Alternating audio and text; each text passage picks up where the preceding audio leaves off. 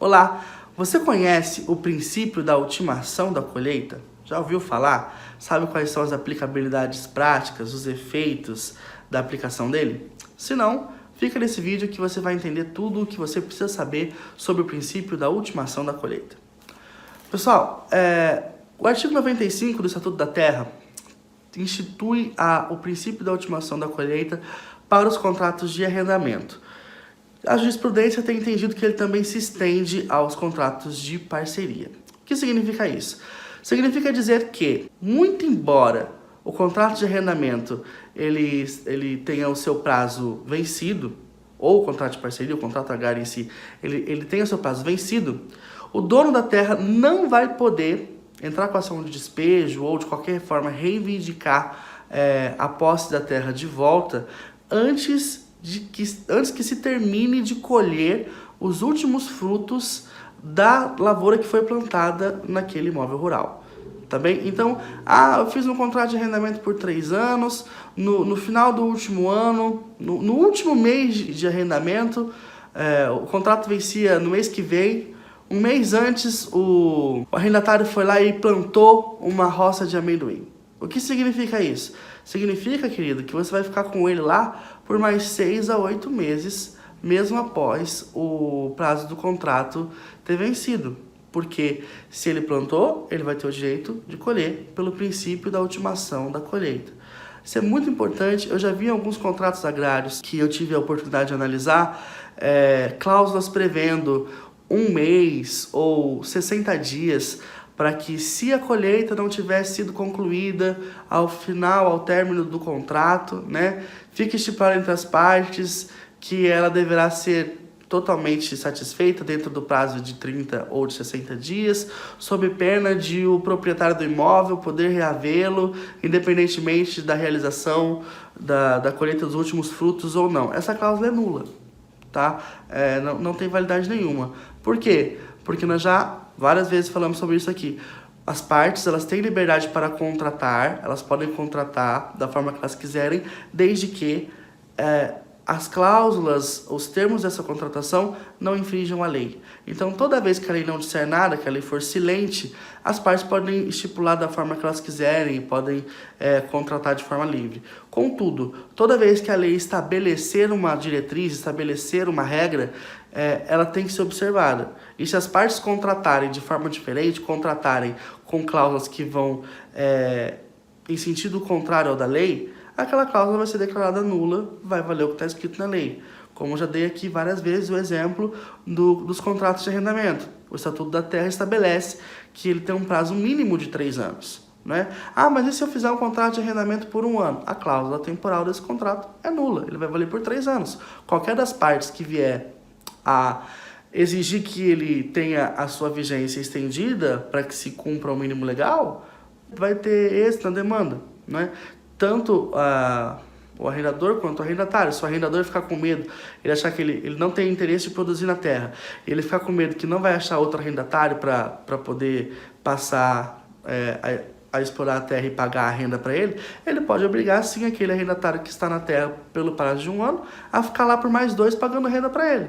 O contrário também é verdade, né? Nós já vimos isso aqui, né? Se o arrendatário ficar com medo, eu tenho um contrato de arrendamento por 1 ano nessa terra aqui, mas eu tô com medo de não conseguir outra terra no ano que vem, de não conseguir plantar em outro lugar, eu posso pedir a extensão do meu contrato por mais 2 anos. Por quê? Porque a lei diz que o contrato de arrendamento tem um prazo mínimo de 3 anos, não de 1.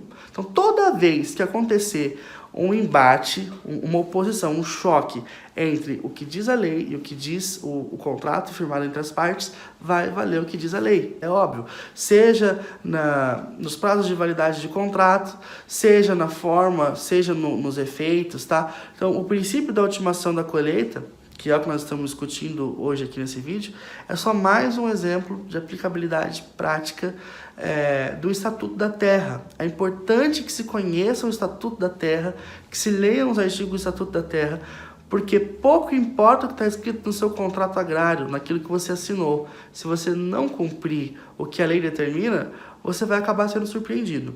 Então, essas cláusulas bobas de o arrendatário tem que acabar de colher até 30 dias, isso não existe. Tá? Ele vai ficar na terra até que ele termine a colheita dele. Tá? O que você pode fazer, então? Vamos falar agora pensando como advogado do dono da terra, o que ele pode fazer, o que ele pode estabelecer como cláusula contratual para assegurar que ele vai ter essa terra de volta, assegurar assim, né? Ter mais segurança de que ele vai realmente conseguir restabelecer a posse da terra no término do contrato. Ele pode estabelecer, por exemplo, que as partes estabelecem de comum acordo que o arrendatário não vai plantar nenhuma cultura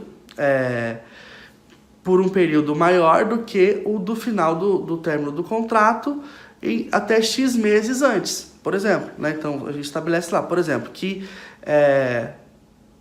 se o arrendatário plantar uma cultura que ele sabe que vai ultrapassar em mais de 30 dias o prazo estabelecido para a entrega da terra, ó como está diferente aqui. Não é que eu vou pegar a terra de volta, porque o Estatuto da Terra não me permite. Eu tenho que deixar ele na terra até que ele termine a colheita. Princípio da ultimação da colheita. Tá, beleza. Mas como é que eu vou fazer então? Eu posso estabelecer o seguinte. Se o arrendatário efetuar o plantio de cultura, que ele sabe que vai demorar, que vai ultrapassar o período de vigência do contrato por mais de 30 dias, fica estabelecido uma multa. E aí você põe uma multa bem alta, né? Ou fica estabelecido que durante o período que ultrapassar 30 dias do término previamente estabelecido do contrato, ele vai pagar uma renda 3 vezes maior do que a renda estabelecida durante o período de vigência. Vamos supor que um mês antes de terminar o contrato, ele plantou amendoim. Vai demorar lá, vamos supor, 8 meses para ele conseguir terminar a colheita. Tá, um mês antes de terminar ele plantou. Passou um mês, ainda estava no contrato. Beleza. Mais 30 dias é o que você tinha dado na cláusula. Vamos supor que ele poderia ficar. Então, 2 meses. Ainda ele teria que te entregar a terra agora. Mas ainda faltam 6 meses para ele terminar de colher. Você vai conseguir despejá-lo? Não. Princípio da ultimação da colheita. Mas se você previu uma cláusula de que o valor da renda vai triplicar depois de passados 30 dias do prazo estabelecido para entrega, durante esses 6 meses que ele vai permanecer na terra, que você vai ter que aguentar ele lá, não tem o que fazer, mas ele vai te pagar 3 vezes mais o valor de renda. Isso é uma forma de você tentar inibir o arrendatário de fazer esse tipo de prática, né? Outra coisa que você pode fazer, estabelecer uma multa, né? Se ele tiver que ficar lá pelo princípio da ultimação da colheita estabelecido no artigo 95, ele vai me pagar uma multa de 20% do valor do contrato. Posso estabelecer os dois, posso estabelecer a necessidade de pagamento de uma multa de 20% do valor do contrato e mais o pagamento de 3 vezes o valor da renda por mês que ele ficar lá. Então são formas que você consegue, muito embora não se está aqui burlando a lei, mas são formas que você consegue exigir que o arrendatário cumpra o que ele colocou no contrato e não fique ali se valendo de determinações legais para fugir daquilo que inicialmente tinha sido combinado, daquilo que inicialmente tinha sido celebrado entre as partes. Consigo retomar a terra de volta? Não. O princípio da estimação da colheita vai te impedir, vai determinar que ele fique na terra pelo prazo até que ele consiga colher. Mas o próprio Estatuto da Terra diz que as partes elas vão poder de alguma forma estabelecer como é que vai ser o pagamento desse período que ultrapassou o tempo do contrato previamente estipulado.